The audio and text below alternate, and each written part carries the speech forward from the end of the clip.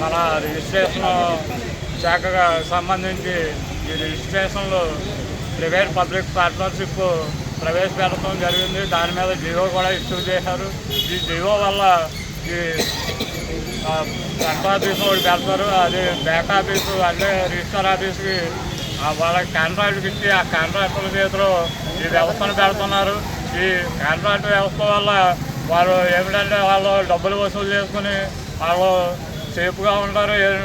వాళ్ళకి దీని మీద ఎటువంటి అవగాహన లేదు.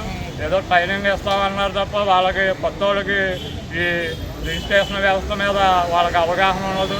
ప్రజలకు కూడా ఈ డాక్యుమెంట్లు ఆస్తులు వాళ్ళకి వీళ్ళ రిజిస్ట్రేషన్లో ఎలా చేస్తారో తెలవదు. వాటిలో బోల్డని తప్పులు ఉంటాయి. వాళ్ళు తర్వాత ప్రజలు కూడా ఇబ్బంది పడవలసి వస్తుంది. అలాగే లేఖర్లకు కూడా ఎంతోమంది లేఖర్లు దీని మీద ఆధారపడ్డారు. టీడీపీ వాళ్ళు ఆధారపడ్డారు, ఫ్యామిలీ అందరిలో ఈ వ్యవస్థ మీద ఆధారపడ్డారు. వీళ్ళందరికీ కూడా చాలా అన్యాయం చేస్తుంది కూటమి ప్రభుత్వం. ఈ వ్యవస్థ ఈ జీవోని వెంటనే వెనక్కి తీసుకోవాలని, లేని పక్షంలో లేఖర్లందరూ దీని మీద ఉధృతంగా ఆందోళన చేపడతామని, దీని మీద అవసరమైతే నిరాహార దీక్ష చేస్తాం, అవసరమైతే నిరసన తెలియజేస్తాం. నిరాహార దీక్ష కూడా కూర్చోండి.